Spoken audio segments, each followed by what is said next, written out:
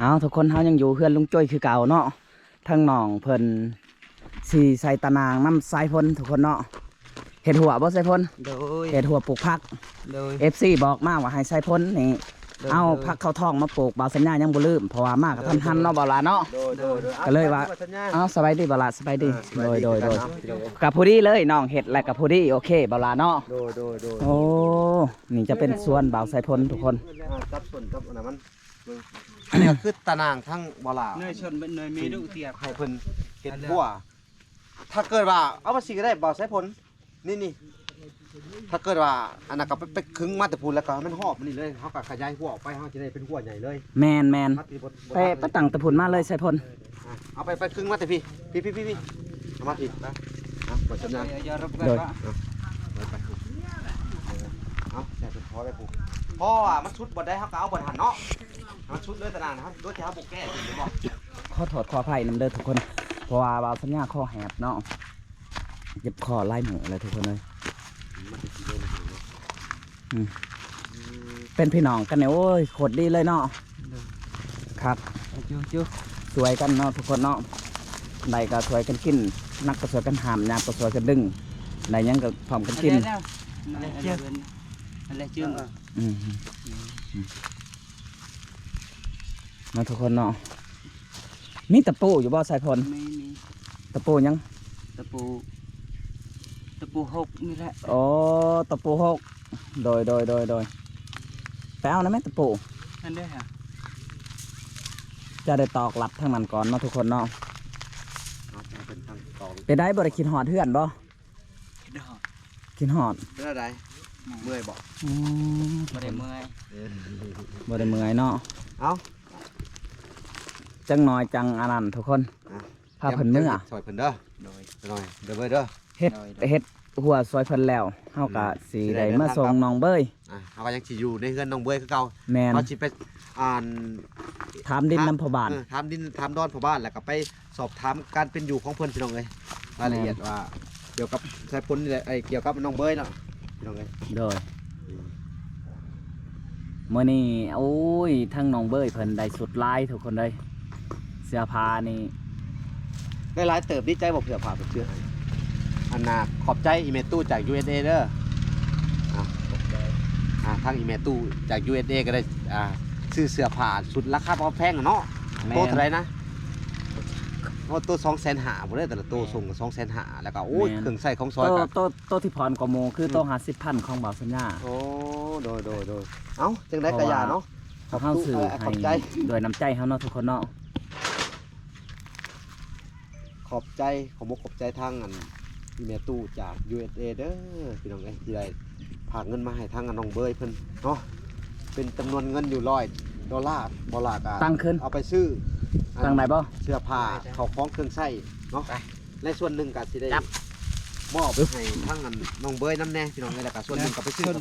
ไปฝากเด็กน้อยเนาะ นายชน พี่น้องเอ้ยกับผู้ที่เบิดในจำนวนเงิน$100เนาะพี่น้องเอ้ยก็ต้องขอบใจ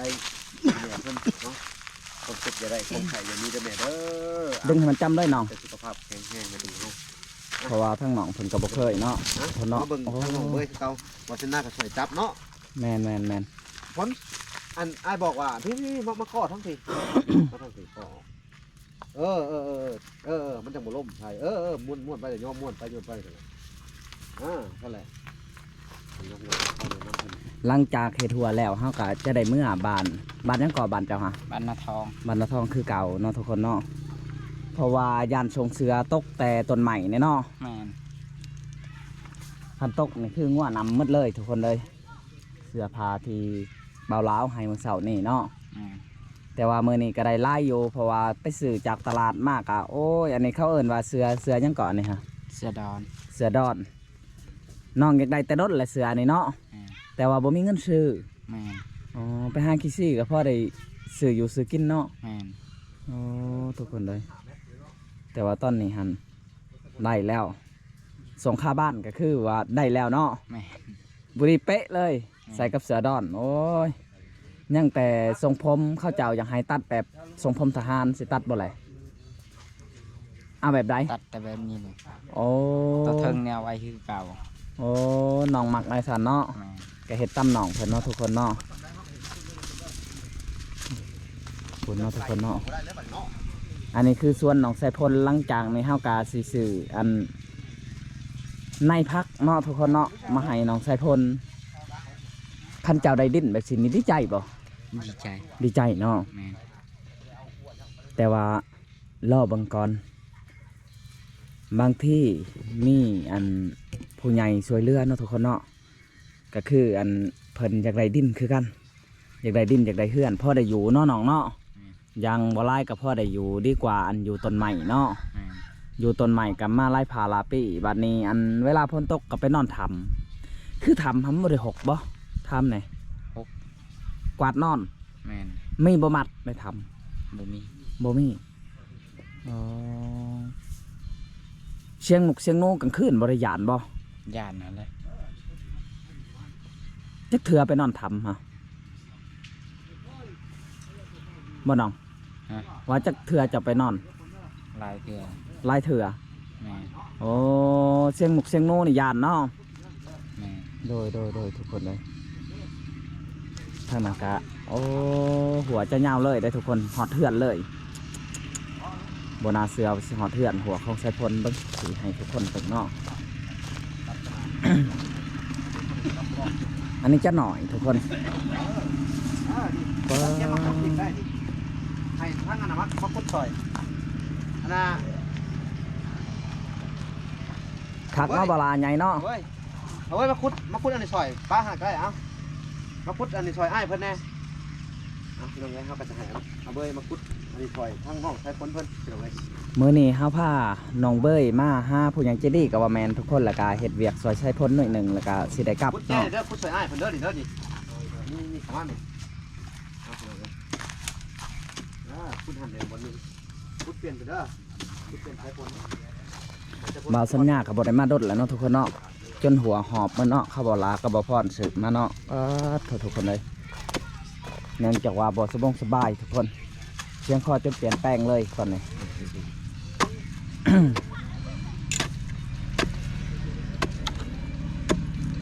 เปลี่ยนแปลงเป็นหลายอย่างเนาะเกินชาญสุดเนาะ แมนง่วนในบริมาเลยแล้วเนาะใส่พ่นเนาะ โดย เหลือแต่มื้อนานเนี่ยอ้ายสิเข้ามาเด้อ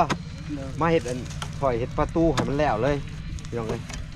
บางทีของบ่ลาก็ยังหลายอย่างอยู่ถอยบ่ใส่ฝนแล้วก็ถอยทั้งอันน้องอาเบยว่างๆก็จะเอาอาเบยเข้ามาเฮ็ดเวียกซอยพี่น้องเอ้ยทั้งสองอย่างให้ครบ มาบ่เบย มา มาเนาะ บ่ให้เพิ่น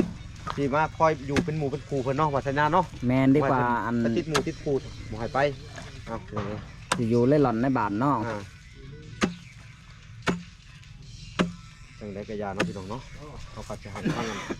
น้องเอาเว้ยซอยทั้งบางแค่พ้นตะกอนตรงนี้พี่น้องเว้ยบางเทื่อ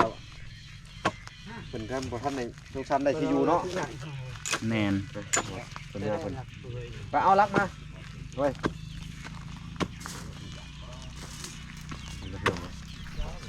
เว้ยกูจะเอาลักมา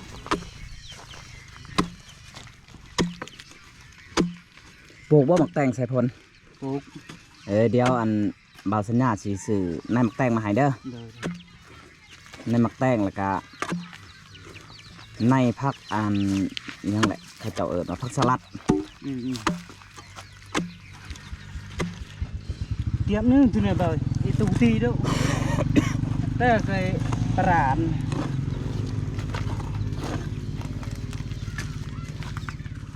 mấy tí của bên á มามาขุดหนองเบย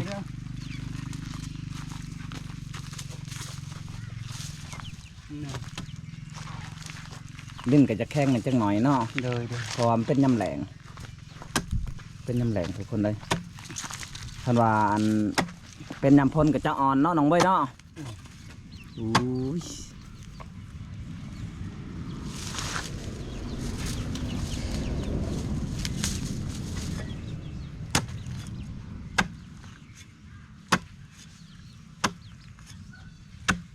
เมื่อจังหน่อยแวะซื้อหัวคมเด้อน้องเด้อ อันนี้คือยำอีกเนาะทุกคนเนาะเพราะว่าทั้งหนองเพิ่นอยากเยื่องกลางคืนมันยากได้มันยากในการเยื่องหันเยื่องนี้เวลาไปทงไปถ่ายทุกคนเนาะน้องเบย อันคือเฮาอยากถามแหน่อันต้นเจะอยู่ผู้เดียวหันเวลาเจ็บเวลาไข้ได้จังไดอยากกิน รสชาติ เป็นไข้เคยอยู่บ่ เคย เคยแล้วเฮ็ดไปได้ ปะมันเสาคนเดียวฮัน อ๋อว่าง่ายว่าเป็นไข้หันปะให้มันเศร้าคนเดียวเลย แม่น เพราะว่าบ่มีเงินซื้อยาเนาะน้องเนาะปะให้เศร้าคนเดียวทุกคนเป็นหวัดเป็นหวัดกะคือน้องเพิ่นเว้าสู่ฟังหั่นแหละคันว่าตายก็ตายไปเลยเนาะ แม่นแหละ เพราะว่ามันบ่มีหยังอันจะได้จะเสียแหละทุกคนเพราะว่าเงินสิซื้อยายังบ่มีเนาะครับเพราะว่าอยู่น้ำบ้านน้ำเมืองกะเพิ่นก็ยังว่าอันเป็นคนโลมักโลผ้าหาหลักของผู้นั้นผู้นี้เนาะทุกคนแต่จริงแล้วทั้งน้องเพิ่นก็ยอมรับอยู่ แต่ว่าบ่ได้หลักอันอื่น ทุกคนบ่ได้หลักว่าไปขอกไปคายเนาะเพิ่นหลักแต่ข้าวกินเพิ่นหิวเวลาหิวแห้งเพิ่นก็จะหลักกินแหน่เล็กๆน้อย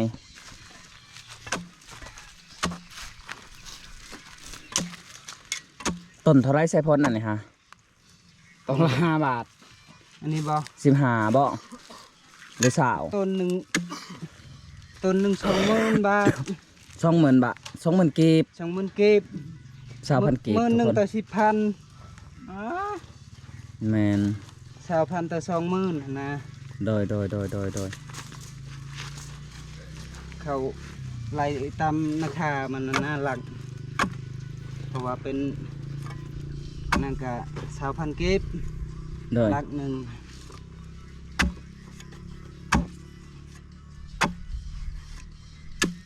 ใช้ได้ยินข่าวแว่วๆว่ามีบุญบังไผ่บ่ใส่พล แม่น โอ้บุญบังไผ่ในไซ อยู่วัดพุ่นแหล้ว อ๋อเฮิงไปได้ จากวันที่เท่าไรนะลืมเลย เริ่มไร เดี๋ยว อ๋อได้ยินข่าวแว่วๆว่าวันที่19 แม่น บ่แมนวันที่29ทุกคนเนาะ เจ้าเก้าก็ โดย อันนี้คือบุญบังไผ่อยู่บ้านคลองหนองไซพลบ้านสนุนไซเนาะทุกคนเนาะไปได้แน่นแหละมันตื่นนะไซพล มาเข้าท่า โอ้ทุกคนเลยเบาสัญญาเป็นวัดแห้งแล้วเนาะก็ขอโทษขออภัยเนาะเสียงเปลี่ยนเลยเนาะไซพลเบาสัญญามาตอนนี้เนาะ น้องก็คือกันเลย อืม แต่ว่าคอแหบนี่เลยนะ โดยช่วงนั้นกับบไดมาดุกับเป็นไข่รถเจือกนะเด้ เดี๋ยว รถเจือกเป็นไข่เลย เพราะว่าก็ห้าไปเสกมันคือเสกโต้ลอกมึงหั้นนะเพราะว่าอันเขาเจ้าว่าซ้ำในเจือกอยู่เมืองน้องเซโปนช่วงนั้นฮะ อืม และทั้งเบาสัญญากับบไดอันนั้นว่าง่ายว่าบไดยางไผ่ก็เลยเจ็บทุกคนเลย อืม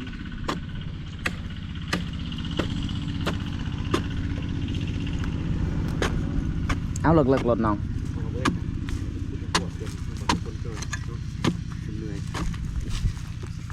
เพื่อเป็นการมาช่วยเหลือกันพี่น้องเอ้ยอันเป็นทีมชีวิตที่ว่าเคยถูกข์ยากมากกันเนาะในได้การช่วยเหลือกันเป็นได้ป่ะทุกคนลงเลยบอกเนี่ยเอาผมเด้อหมอเอาเว้ยเอาไปผมผมขับไปเนี่ยเอาเตียงมากดลงกดจับเลย กว้างกว้าง กดลงฟูฟังนะไปอยู่ฟังนะคือได้แบบว่า ตัวดีสำคัญเป๊ะทุกคนเนาะแต่ว่าน้องอาเบยเพิ่นนี่อายุ14 ปี 14 ปี สายพลนี่27เนาะ ด้วยความที่ผมมีคนสั่งสอนเนาะพี่น้องเนาะ แม่น มันก็จะแตกต่างกับจากผู้คนร้ายเนาะพี่น้องเนาะ แตกต่างกับ นิ ผู้ สัย ที่ กั มี บ พ่อมีแม่เนาะ แม่น เด้อ ที่ใช้กับอาจสิฮู้แน่บ่ฮู้แน่ก็ต้องขอโทษขออภัยนำเด้อเด้อ แม่น แม่นที่ได้เบิ่งคลิปแล้วเนาะน้องก็สิมีด้วยความบ่ฮู้กับหลายๆอย่างหลายแนวเนาะบ่มีผู้คอยบอกสอนเนาะว่าสัญญา แม่น เอ้าแต่บ่เป็นหยังเนาะชุมเฮากับทั้งอ้ายๆว่าจะเป็นเบาพรเบาสัญญาเบาหลาเนาะพี่น้องก็สิคอยบอกสอนน้องเพิ่นเอง แม่นตัวได้ที่บ่ถูกตัวได้ที่ผิดเฮาก็ขอบบอกไปนำหั่นนะ แม่นเนาะพี่น้องเนาะเอาโอเคจังได๋ก็เบิ่งเพิ่นไปพี่น้องเอ้ยเฮ็ดดูไปตามข่อยเพิ่นเด้อเพราะว่า FC ก็เม่นมาหลายพี่น้องเอ้ยให้มาช่วยเบาใส่พ้นแน่ว่าเบิ่งเนาะพัฒนา อีกอย่างก็ทั้ง FC ก็บอกมาว่าให้มาอาบน้ำอยู่บ้านน้องสายพลแหน่ ได้อาบอันนี้แล้ววะ ได้อาบอีหลีเย็นอยู่บ่ เย็นบ่ เย็น เย็นเนาะ เอาไปอาบน้ำอยู่ซั่นแต่ก่อน อาบน้ำในบ้านเลย อ น้ำน้องซะขุ่นๆไม่เนาะเห็นดอก โดย เนาะน้องซะขุ่นๆคนเนาะพี่น้องเลย อันเดี๋ยวนี้ไข่แนวหนึ่งเบาลาไข่แต่ว่าบ่มีลมช่วงเดือน3หันหนองเพิ่นคือสิหนาวแห้งเนาะ นี่มี เบิ้ล คนเลย นี่ปีนี่คือเนยไก่ละบ้านเนยปีอะไรลำเลียมกันเนี่ยเด้อเลียม18อ้าวเสือจุกเสือลอยเด้อได้ยินมั้ย เอาสิโลดผมเลยก็ได้หาที่มาถมบัง แล้วมีประธานเด้งๆเตือนบอก ตอนนี้เฮ็ดเรียกเฮ็ดงานช่วยน้องชายพลแล้วได้ทุกคนได้เพิ่นเป็นผู้เป็นคนแล้วได้เพิ่นก็บ่ได้เป็นคนที่รักมักปุ่นเลยคือที่เขาเว้าเนาะเพราะว่าข้าวน้ำทำปากอะมีกินแน่เนาะเบาลาแล้วก็เบาสัญญาเอามาให้ทุกคน แต่จังน้อยเฮาก็สิได้กลับเพราะว่าทั้งบ้านเพิ่นก็เห็นเฮาพาน้องไปซื้อเครื่องเนาะแต่ว่าคำและยังบ่เห็นกับเพื่อนกับซ่านเนาะเบาลา โดยเอ้าหลังจากจบคลิปนี้เราจะพากันกลับเลยเนาะพี่น้องเนาะ แมน พาน้องเอาไว้ไปส่งปกติติดตามวิถีชีวิตทั้งสองคนว่าจะเป็นชายคนและเอาไว้เนาะ แมน จับขู่ไปเลย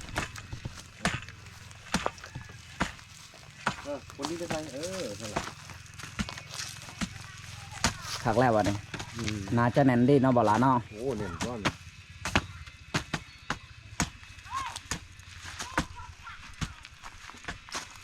คือว่าส่งใหม่ได้พี่น้องเลยเกิดใหม่ทุกอย่างมือเช้าเนี่ยปลาตีน โอ้ย พี่น้องเลย อันตรายขนาดเนาะ แต่อันดูสภาพแล้วนี่ล็อกขาดนี่เป็นมินเลยพี่น้องน่าจะเป็นโรคพุ่งป่องนี่ยังเนาะเป็นโรคที่ว่าบุมิขาดสารอาหารของเราเนาะเหมือนตรงเนาะ แมน ขาดสารอาหารตาเป็นเหลืองท้องเพิ่นกุ้งผิดปกติเลย ปุ่งบอเพิ่นกินอิ่มกินนี่เนาะ กินกะคักๆไว้นี่แหละครับ นะตาคิดดีบ่โอ้เบิ่งเปิดเบิ่งท้องนั่นนึง อะไรอย่าเปิดได้ ทุกคนเลย คือเรามาทำขนม จะนอนมาเนาะบ่มีผู้ใดรับผิดชอบไปได้น่ะเราก็สิถามว่านอนน้ำไผแล้ว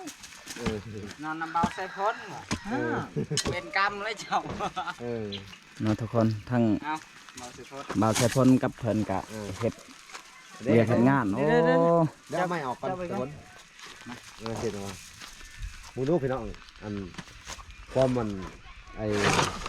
ที่ว่าเพิ่นมีบุญวาสนาได้ทุกอย่างเนาะ